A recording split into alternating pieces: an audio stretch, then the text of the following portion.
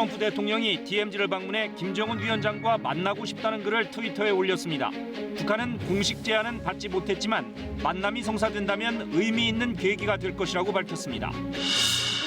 북미 정상이 판문점에서 만날 가능성이 높아지면서 문 대통령이 동행할지 트럼프 대통령이 북측 지역으로 깜짝 월경할지도 관심사입니다. 방한한 트럼프 대통령은 문 대통령과 환영 만찬 중입니다. 미중 정상이 무역 협상 재개와 추가 관세 부과 잠정 중단에 합의했습니다. 파국은 피했지만 무역 장기화와 국제 무역 퇴조 속에 우리 수출이 받은 타격은 당분간 회복되긴 쉽지 않을 것으로 보입니다. 장마가 덮친 남부지방에 많은 비가 내렸습니다. 광주 전남에선 아파트 옹벽이 무너지고 산사태가 나기도 했습니다. 호우특보 지역의 재난상황실은 오늘 밤 비상근무를 이어갑니다.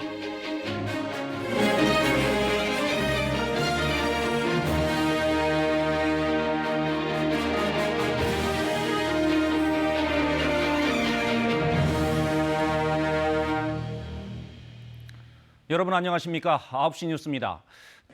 G20 정상회의 마지막 날인 오늘 오전 8시, 서울로 향하기 몇 시간 전에 트럼프 대통령이 깜짝 제안을 자신의 트위터에 올렸습니다. 곧 한국으로 간다. 김 위원장이 이 메시지를 본다면 DMZ에서 만나 손을 잡고 인사할 수 있을 것이라고 했습니다. 트럼프 대통령은 이 깜짝 메시지에 대해 오늘 아침에 생각한 것이다. 북한의 속을 떠본 것이라고 했습니다. 두 나라 간 조율되지 않은 즉흥적인 제안이라는 점을 밝힌 겁니다. I just put out a feeler because I don't know where he is right now. He may not be in North Korea. But... 그러면서도 단 2분만 볼 수 있어도 좋다며 만남 의지를 거듭 확인했고 회동에 대한 기대를 비쳤습니다. But I said if Chairman Kim would want to meet, I'll be at the border. Certainly, we seem to get along very well. 트럼프 대통령은 다만 회동 형식에 대해서는 긴 이야기를 나누는 자리는 아니라고 했습니다. 의전 등에 구애받지 않고 상징적인 차원에서 잠깐이라도 만남을 갖자는 취지로 보입니다. 트럼프 대통령이 DMZ를 방문할 경우 지금까지는 판문점 인근 최북단 올레 초소가 방문 후보지로 꼽혔는데 북미 정상 간 만남이 이루어진다면 그 장소는 판문점이 될 가능성이 큽니다. KBS 뉴스 최창국입니다. 이제 관심은 김정은 위원장이 과연 이 제안에 화답할 것이냐입니다. 분위기는 나쁘지 않아 보입니다. 북한도 신속하게 긍정적인 반응을 내놨는데요. 공식 제안은 받지 못했지만 만남이 성사되면 의미 있는 계기가 될 것이라고 밝혔습니다. 김영은 기자입니다. 트럼프 대통령이 트위터를 통해 비무장지대 DMZ 회동을 제안한 지 5시간 15분 만에 북한이 화답했습니다. 북한은 최선희 외무성 제1부상 명의로 담화를 내놨습니다. 담화는 트럼프 대통령의 입장이 매우 흥미로운 제안이라고 보지만 이와 관련한 공식 제안을 받지 못했다고 밝혔습니다. 하지만 트럼프 대통령의 의중대로 분단의 선에서 북미 정상 만남이 성사된다면 친분 관계를 더욱 깊이 하고 양국 관계 진전에서 또 하나의 의미 있는 계기가 될 것이라고 밝혔습니다. 공식 제안이 없었다며 명확한 수용 의사를 밝히진 않았지만 트럼프 대통령의 제안에 대해 긍정적인 반응을 내놨습니다. 미국이 명분만 확실히 해준다면 트럼프 대통령을 만날 의향이 있다는 점을 명확히 한 셈입니다. 외교적으로 영향력 있고 세계적으로 존중받고 있다. 이미지를 대내적으로도 과시할 수 있고 북한으로서는 격마다할 이유가 전혀 없는 거죠. 이번 담화는 특히 하노이 북미 정상회담 결렬 이후 김정은 위원장의 최측근으로 부상한 최선희 제1부상의 명의로 나온 만큼 김정은 위원장의 의중이 반영된 것으로 분석됩니다.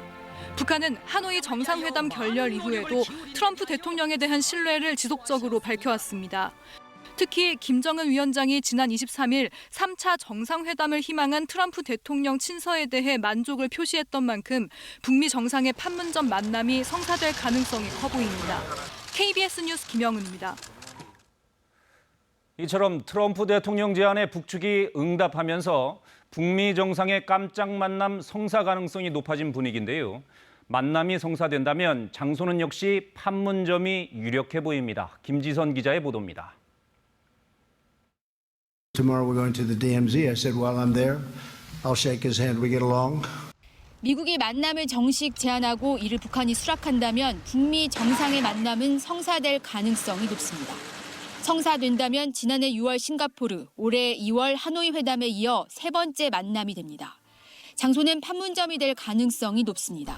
경호와 안전을 고려하면 군사 분계선상에서 두 정상이 만날 수 있는 유일한 장소인데다 6.25 전쟁 정전 협정을 체결한 역사적 장소란 의미도 있기 때문입니다.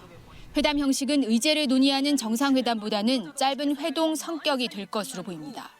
그동안 실무 협상에 진척이 없었기 때문에 실질적인 합의가 도출되긴 어려울 것으로 예상됩니다. 하지만 두 정상의 만남 자체가 북미 대화 분위기를 이어가고 실무 협상에 힘을 실을 거란 기대도 나옵니다.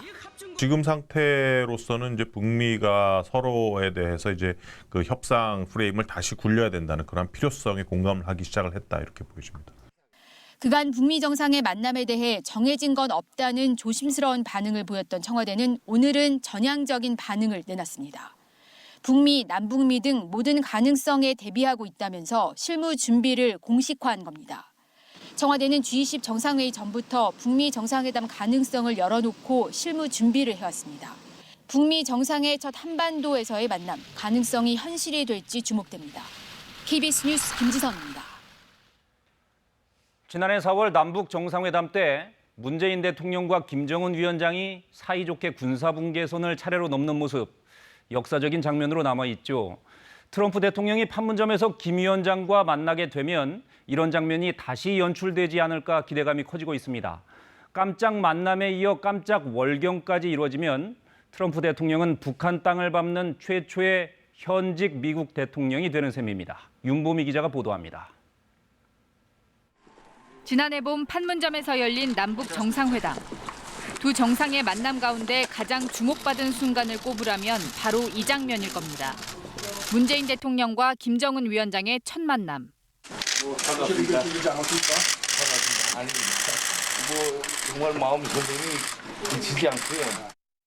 김 위원장이 먼저 군사분계선을 넘었고 김 위원장의 깜짝 제안으로 문재인 대통령도 군사분계선을 넘어 북측 땅을 밟았습니다.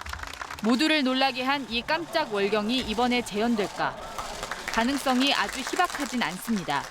트럼프 대통령은 앞서 일본 오사카에서 열린 G20 기자회견에서 긍정적인 언급을 했습니다. If you do meet Kim Jong-un at the DMZ tomorrow, would you step across the border into North Korea? Sure, I would. I'd feel very comfortable doing that. I would have no problem.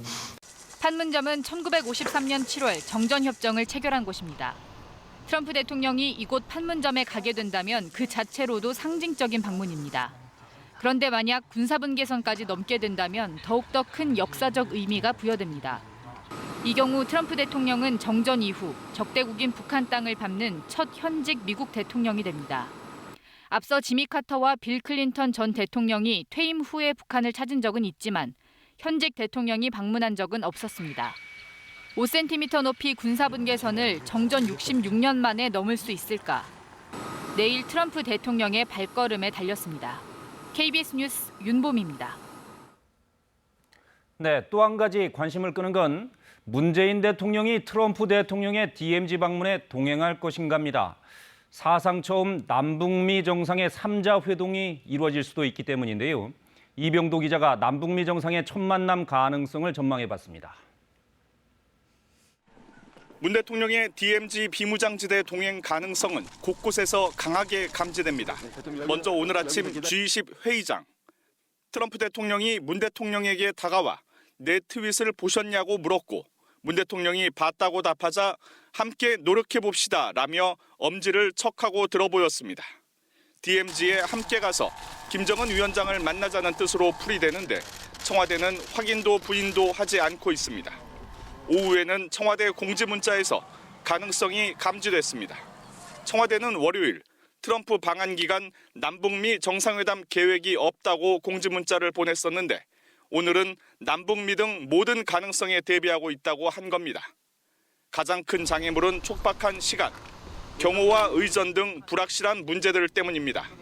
다만 지난해 5월 판문점 2차 남북 정상회담 때도 회담 20시간 전 북한 통보를 받고 전격적으로 회담이 이루어지기도 해 정상 간 의지가 더 중요할 수도 있습니다. 남북 간에 아주 짧은 기간 동안 연락과 협의로 정상회담이 이루어진 경험도 있기 때문에 물리적으로 불가능하지는 않습니다. 남북미 3자 회동이 성사될 경우 70년 넘게 이어져 온 한반도 냉전구조 종식의 상징적 사건이 될 것으로 보입니다. 비핵화 협상의 당사자인 북한과 미국, 또 당사자이면서도 중재자 역할을 해온 한국의 정상까지 분단의 상징이었던 비무장지대 판문점에 전 세계의 이목이 쏠리고 있습니다. KBS 뉴스 이병도입니다. 이번엔 한미 정상 만찬 소식 알아봅니다. 지금 청와대에서 문재인 대통령과 트럼프 대통령이 만찬을 갖고 있는데요. 청와대에 나가 있는 취재 기자 연결해 보겠습니다. 홍성희 기자, 그곳 상황 전해주시죠. 네, 만찬은 저녁 8시 20분쯤 시작돼 지금 아직 진행 중입니다. 트럼프 대통령의 도착이 늦어지면서 일정도 늦게 시작된 겁니다. 네, 만찬이 시작되기 전 트럼프 대통령이 기자들에게 밝힌 말은 없었나요? 네, 기자들이 내일 김정은 위원장을 만나는지 또 남북미 정상회담이 열리는지 북한에서 연락이 있는지 등을 질문 쏟아냈습니다. 이에 대해 트럼프 대통령은 내일 만남이 있도록 노력하고 있다. 이와 관련해 북한에서 연락을 받은 게 있다고도 했습니다. 내일 판문점에서 북미 그리고 남북미 정상이 만남 가능성이 아주 높아 보입니다. 현재 만찬장에는 누가 참석하고 있고 또 어떤 말이 오가고 있는지도 궁금한데요. 네, 미국 측에서는 트럼프 대통령과 폼페이오 국무장관, 이방카 보좌관 등 9명이 그리고 우리 측에서는 문재인 대통령과 강경화 외교부 장관, 노영민 비서실장 등이 참석했습니다. 이 만찬에 앞서 한미 정상은 청와대 녹지원에서 잠시 산책을 하고 또 양측 수행원이 참석한 가운데 칵테일을 마시며 담소도 나눴습니다. 이때 한류 스타인 엑소와 박세리 감독도 참석했는데요. 엑소는 자신들의 팬으로 알려진 이방카 보좌관에게 사인 앨범을 증정하기도 했습니다. 이 상춘제에서 열린 만찬은 문 대통령 건배제의와 트럼프 대통령의 건배사로 시작됐고요. 메뉴는 궁중수락상 차림의 한식이었는데 메인 메뉴로 미국산 쇠고기 스테이크를 넣어서 양국의 협력을 표현했다고 청와대는 밝혔습니다. 내일로 예정돼 있는 한미 정상회담은 어떻게 진행됩니까? 네, 정상회담은 내일 오전 11시에 시작됩니다. 한미 정상의 양측 4명씩을 배석하는 소수회담이 먼저 시행되고요. 그다음 미국 측 참석자는 트럼프 대통령과 폼페이오 국무장관, 믹 멀베이니 백악관 비서실장 대행, 존 볼턴 국가안보보좌관 등입니다. 이후 배속자를 늘려서 확대 회담을 하고 오후 1시부터 15분 동안 공동 기자회견이 열립니다. 양 정상이 5분씩 모두 발언을 하고 질의응답이 이어집니다. 주요 의제는 무엇보다 한반도 비핵화인데요. 우선 내일 있을지 모를 DMZ 깜짝 회동을 논의할 것으로 보이고요. 또 오사카에서 중국, 러시아 정상에게 확인한 북한 김정은 위원장의 의중을 공유할 것으로 예상됩니다. 네, 청와대에서 홍성희 기자였습니다. 북미 대화 재개가 임박한 것으로 보이는 가운데 안전 보장이 비핵화 협상에 임하는 북한의 목표라는 점이 명확해졌습니다. 오늘 새벽에 열린 한러 정상회담에서 푸틴 대통령이 이런 메시지를 전했는데요. 어떤 의미인지 이효용 기자가 보도합니다. 자정을 넘어서야 열린 한러 정상회담. 최대 관심사는 2달 전 열린 북러 정상회담 당시 김정은 위원장의 메시지였습니다. Более, как вы знаете, не так давно встречался с лидером Корейской Народно-Демократической Республики. 대통령님과 5번째 만남인데 만나는 횟수만큼 한러 관계가 발전하고 있어서 기쁘게 생각합니다. 김정은 위원장은 당시 대북 안전보장이 핵심이며 비핵화에 대한 상응 조치가 필요하다고 말했다고 푸틴 대통령은 전했습니다. 비핵화 협상에 임하는 김 위원장의 의중을 명료하고 압축적으로 드러낸 메시지로 풀이됩니다. 미국이 포괄적 비핵화를 요구하는 만큼 제재 완화 등에 연연하지 않고 외교, 군사, 경제를 포괄하는 큰 틀의 상응 조치를 향후 협상의 핵심 의제로 삼겠다는 뜻을 분명히 한 겁니다. 과거에 종전선언이나 대북 제재와 같은 국지적 문제로 이제 비핵화 해법을 이제 얘기했었는데 지금은 이제 아예 비핵화에 상응하는 안전보장이라는 이 프레임으로 이제 대응하겠다. 북미 정상의 판문점 만남이 성사될 경우 비핵화 협상 재개에 탄력이 붙을 전망입니다. 하지만 핵심 의제가 새롭게 부각됨에 따라 북미 간 실무 협상을 통한 접점 찾기는 이제부터 시작이라는 분석이 우세합니다. KBS 뉴스 이효용입니다. 오늘 트럼프 대통령의 방안에 맞춰 찬반 집회가 서울 도심에서 열렸는데요. 광화문 연결해 보겠습니다. 이호준 기자, 지금도 찬반 집회가 열리고 있습니까? 네, 그렇습니다. 방한한 트럼프 대통령에 대해서 찬성하는 측과 반대하는 측의 집회가 이곳 광화문 광장에서 계속 이어지고 있습니다. 먼저 우리공화당 당원과 지지자들은 청계광장 앞에서 집회를 이어가고 있고요. 노 트럼프 청년 학생 긴급 행동은 트럼프 대통령에 반대한다면서 광화문 일대에서 행진을 하고 있습니다. 트럼프 대통령은 저녁 8시 이곳을 통해서 청와대로 들어갔는데요. 이곳을 통과할 당시 찬성 집회 측에서는 미국 국가가 울려 퍼지기도 했습니다. 낮에는 서울역과 청계광장에서 트럼프 대통령 환영, 한미동행 강화 등을 외치면서 찬성 집회가 열렸고요. 그리고 서울시청 앞 광장에서는 대북 제재 중단 등을 외치며 반대 집회가 열렸습니다. 우려했던 충돌은 없었습니다. 오늘 아침부터 경찰이 비상령을 내렸는데 내일도 강화된 경비는 계속되겠죠? 네, 그렇습니다. 경찰은 오늘 아침 9시부터 서울 지역에는 가포 비상령을, 경기 지역에는 을호 비상령을 내렸습니다. 가포 비상령은 최고 경비수인데요. 경찰 가용 인력 100%가 동원되고 을호 비상령은 50% 가용 인력이 동원됩니다. 트럼프 대통령의 숙소인 그랜드 하얏트 호텔 주변에서도 경찰 특공대가 배치되고 경비가 최고조로 강화된 상태입니다. 비상령은 트럼프 대통령이 내일 출국할 때까지 이어집니다. 경찰청은 현재까지 비상령 변경은 없다며 만일의 사태에 대비하고 있습니다. 네, 광화문에서 이호준 기자였습니다. 네, 오늘 중요한 뉴스가 또 하나 있죠. 바로 미중 무역 담판 결과입니다. 트럼프 대통령과 시진핑 주석이 오늘 만나 중국산 제품에 대한 추가 관세를 잠정 중단하고 무역 협상을 재개하기로 합의했습니다. 세계 경제에 암운을 드리웠던 미중 무역 전쟁이 일단 휴전에 들어간 겁니다. 오사카에서 이민영 특파원이 보도합니다. G20 정상회의가 열린 오사카에서 다시 마주 앉은 트럼프 미국 대통령과 시진핑 중국 국가주석. 80분간의 담판을 통해 미중 무역 협상을 재개하기로 합의했습니다. 지난달 초 고위급 협상이 무산된 지 한 달 반 만입니다. 이에 따라 미국은 다음 달로 예정된 3천억 달러 규모의 중국산 수입품에 대한 추가 관세 부과도 하지 않기로 했습니다. At least the time being, we're not going to be lifting tariffs on China. We're going to give them lists of things that we'd like them to buy. 트럼프 대통령은 갈등의 단초가 됐던 중국의 통신 장비 제조업체 화웨이와의 일부 거래도 허용하겠다고 밝혔습니다. 시진핑 주석은 중국과 미국이 협력 동반자가 돼야 두 나라는 물론 전 세계 경제 발전에 유리하다고 말했습니다.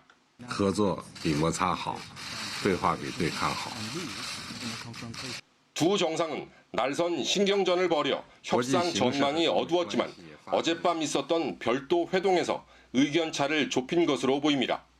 미국과 중국 정상이 담판을 통해 갈등을 임시 봉합했지만 이견을 극복하고 최종 타결까지 이어질지는 여전히 미지수로 남아 있습니다.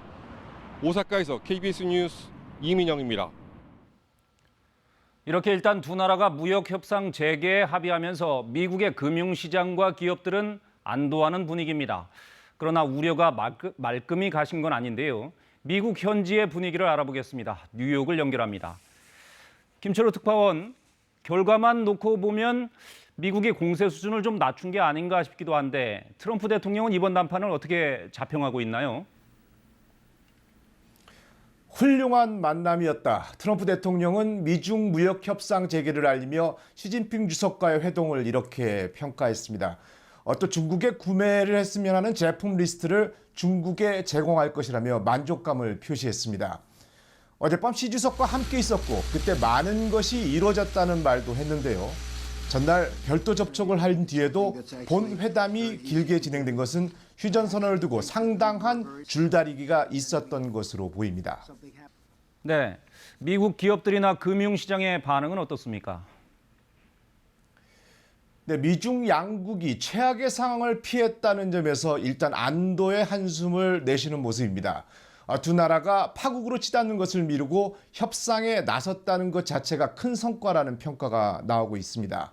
G20 정상회의를 계기로 미중 정상이 만난다는 소식이 전해졌을 땐 무역협상 재개 전망이 많았습니다. 트럼프 행정부에 대한 압박이 적지 않았기 때문인데요. 미국의 대형 유통업체와 제조업체 600여 개사가 중국산 제품에 대한 고율 관세가 미국 경제에 큰 타격을 줄 것이라며 경고 서한을 보냈고요. 내년 대선을 앞두고 중국산 제품에 대한 관세 부과가 소비재 가격 상승으로 이어진다는 점도 트럼프 대통령에겐 부담되는 일이었습니다. 블룸버그 통신은 미중 양국의 협상 재개는 기업과 투자자를 불안하게 했던 교착 상태를 끝낸 것으로 두 경제 대국의 신냉전 돌입 가능성에 대한 두려움을 일시적으로 줄였다고 평가했습니다. 다만 일각에서는 미중 협상을 낙관하기엔 아직 이르다는 신중론도 나옵니다. 지금까지 뉴욕에서 전해드렸습니다. 네, 이번엔 중국 쪽의 입장과 반응을 알아보겠습니다. 베이징 연결합니다. 강민수 특파원, 그 시진핑 주석이 협력과 대화를 얘기하면서도 협상은 평등해야 한다 이런 얘기를 덧붙였는데 이건 어떤 뜻으로 봐야 할까요? 네, 결론부터 말씀을 드리면 시진핑 주석의 고민은 미국과 무역 전쟁을 빨리 마무리 짓되 자칫 굴복한 것으로 비춰지거나 이 주권 침해 논란으로 번지지 않도록 모양새와 명분을 갖춰야 한다는 점입니다. 오늘 시 주석의 발언에서도 그런 고민이 그대로 묻어났는데요. 시 주석은 호혜와 공영을 얘기하면서도 협상은 평등적이어야 하고 각자 합리적 우려를 해결해야 하고 주권과 존엄 문제에서 핵심 이익을 수호할 것이며 모두가 받아들일 수 있는 해결 방안이 필요하다는 얘기를 힘주어 말했습니다. 중국 일각에서는 이번 미국과 무역 협상이 자칫 과거 서구 열강들에 의해 강제로 맺어졌던 불평등 조약의 재판이 돼서는 안 된다는 그런 우려들이 큽니다. 향후 재개될 협상이 그리 녹록치만은 않을 가능성도 그래서 제기되고 있습니다. 네, 그래도 일단 중국 입장에서도 시간을 번 건 성과라고 볼 수 있을 텐데 전반적인 분위기는 어떻습니까? 네, 중국 외교부의 표정이 일단 밝아 보입니다. 왕 샤오룽 중국 외교부 G20 특사는 이번 G20 정상회의가 다자주의에 대한 믿음을 높여줬다 이렇게 평가를 했습니다. 특히 복잡하게 얽혀있는 국제 경제 정세 속에서 많은 긍정적 성과를 거뒀다고 말했는데요. 무역 협상을 재개시키고 중국에 대한 추가 관세 부과를 막은 것에 대해서 만족감을 표시한 것으로 해석되고 있습니다. 휴일이어서 관영 매체의 반응은 아직 이렇다 할 것이 나오고 있지 않지만 홍콩 사우스차이나 모닝포스트는 이번 합의가 국제사회에 일정한 안도감을 줬다 이렇게 평가했습니다. 지금까지 베이징에서 전해드렸습니다. 네, 그럼 우리 경제는 어떤 영향을 받을까요? 일단 최악의 상황은 피했다는 분위기입니다. 그러나 미중 협상이 언제 마무리될지 알 수 없기 때문에 이미 타격을 받고 있는 우리나라 수출이 당장 회복되기는 어려워 보입니다. 서영민 기자가 보도합니다. 미중 양국이 지난해 12월 시작했던 무역 협상이 풀리지 않던 6개월 동안 우리 수출은 계속해서 뒷걸음질 쳤습니다. 특히 지난달에는 지난해 같은 기간에 비해 수출이 10.7%나 줄어 감소세가 오히려 확대됐습니다. 미중 무역 분쟁이 장기화되면서 중국 경기 둔화가 가시화된 데다 세계 반도체 업황 부진까지 겹치면서 상황이 악화된 겁니다. 무역협회는 올해 연간 수출액이 지난해보다 6.4%나 줄어들 것으로 전망했습니다. 우리 경제 회복에 열쇠를 쥐고 있는 수출이 반등하기 위해선 세계 경제 하방 위험을 키우는 국제교역 위축 상태가 해소돼야 합니다. 하지만 G20 정상회담 선언문에 보호무역을 반대한다는 표현을 넣는 문제 역시 미국의 반대로 실패했을 정도로 보호무역 기조는 여전합니다. 미중 양국이 협상을 재개해 시장의 불안을 어느 정도 완화시키는 효과는 있겠지만 일종의 휴전 상태일 뿐이어서 타결을 확신하기는 어렵다는 분석이 나오는 이유입니다. 중국과 미국의 다툼과 경쟁이 심화될 경우에 여전히 수출 중심적인 경제 구조를 가지고 있는 우리나라가 경제적인 타격을 받을 가능성이 점차 높아지고 있는 것으로 판단됩니다. 상반기 반도체 가격 하락과 미중 무역 분쟁 등으로 어려움을 겪더라도 하반기가 되면 불확실성이 해소돼 2% 중반의 성장이 가능하리라던 정부와 한은 등의 전망도 미중 무역 분쟁이 이미 장기화된 상황에선 하향 조정이 불가피한 상황입니다. KBS 뉴스 서영미입니다. 인천에 이어 서울 물레동에서도 붉은 수돗물이 나오고 있는데요. 왜 그런지 조사했더니 역시 낡은 상수도관이 문제였습니다. 이를 해결하기 위해 최소 열흘 이상 식수 제한 조치가 더 이어질 것으로 보입니다. 엄진아 기자입니다. 황토색 수돗물로 불편을 겪은 지 열흘째. 조사를 마친 서울시는 46년 전 매설된 상수도관이 원인이라는 결론을 내렸습니다. 지속적인 관리에도 세월에 따른 노후화를 막기엔 역부족이란 겁니다. 정수를 해가지고 깨끗한 물을 이제 공급을 하는데 그 안에서도 이제 물리적 화학 반응이 일어납니다. 그래서 이제 작은 입자들이 생겨가지고 46년간 쌓인 것들이 유속에 빨라지면 이게 이제 또 내려가는데. 최근 3일간 수질은 기준치 이내로 유지되고 있지만 재발이 언제든 우려되는 여건입니다. 그래서 서울시는 노후 수도관을 막고 주변 관로를 연결해 물길을 아예 새로 만들기로 했습니다. 이 작업에 대략 9일 정도가 걸립니다. 수질 검사 기간 등을 감안해 천여 가구에 내려진 식수 제한 조치가 앞으로 열흘 이상 유지됩니다. 10일 플러스 알파 이런 정도로 음용 제한을 유지를 해야 됩니다. 왜냐하면 그 과정에서 고탁수 문제가 다시 부분적으로 일어날 수가 있습니다. 수질이 안정화 단계에 접어들었다는 서울시 발표에도 주민들의 불안감은 여전합니다. 집안에서는 여전히 붉은 수돗물이 나온다며 추가 조사를 요청했습니다. 이렇게 나오는 물질들을 보면서 과연 이거를 내가 이제 앞으로 아이들한테 줄 수 있을까? 이 물질들에 대한 충분한 설명과 이게 우리 눈에 보이는 이유에 대해서 알려주시길 바라요. 서울시는 붉은 물 성분에 대한 정밀 검사를 이어가는 한편 노후 수도관에 대한 교체 공사를 최대한 서두르겠다는 입장입니다. KBS 뉴스 엄진아입니다. 배우 전미선 씨가 오늘 오전 전북 전주시에 있는 호텔에서 공연을 앞두고 숨진 채 발견됐습니다. 전 씨는 오늘과 내일 전주에서 열리는 연극 공연을 위해 어제부터 호텔에 묵었는데 경찰은 전 씨 일행 등을 상대로 사망 경위를 조사하고 있습니다. 강제 노역과 학대로 500명이 넘는 희생자가 나온 부산 형제복지원 사건 여러 차례 보도해드렸는데요. 검찰총장이 사과까지 했지만 정작 진상조사를 위한 법안은 3년째 국회에 묶여 있습니다. 피해자들은 오늘로 600일째 국회 앞에서 노숙 농성 중입니다. 유호윤 기자가 이들을 만났습니다. 빵을 훔쳤다는 누명을 쓰고 형제복지원에 끌려간 최승우 씨. 14살 때 국가는 저를 불황아로 만들어버렸어요. 그러니까 들어가자마자 저는 어른한테 그 소대장이라는 사람한테 강간을 당했습니다. 또 다른 피해자 한종선 씨와 함께 2017년 시작한 국회 앞 노숙 농성은 이제 600일이 됐습니다. 여기 있으면서도 정말 너무 힘들어가지고 내가 이거를 왜 해야 되나 스스로가 자괴감에 빠지더라고요. 다행히 지난 25일 형제복지원 사건 진상규명 등을 위한 과거사법이 첫 관문인 법안 심사 소위를 통과했습니다. 하지만 바로 다음 날 상황은 달라졌습니다. 자유한국당 의원들이 자신들을 빼고 일방적으로 법안을 처리했다며 안건 조정 신청을 했고 이것이 받아들여져 최장 90일 동안 법안이 다시 묶인 겁니다. 당론으로 정해야 할 부분이 있기 때문에 좀 시간을 주입해서 하는 말씀이고. 지난해 2월에도 논의를 미루더니 1년이 넘은 지금 또다시 시간이 더 필요하다는 겁니다. 무기력해지는 거죠. 그냥 안건 상정을 다시 재신청을 했다는 것은 하지 말자라는 소리와도 마찬가지거든요. 그래도 피해자들은 포기할 수 없습니다. 자유한국당 의원들께 찾아가서 무릎을 꿇어서라도 좀 제발 좀 일사천리로 잘 진행해달라고 부탁을 드려야 돼요. KBS 뉴스 유호윤입니다.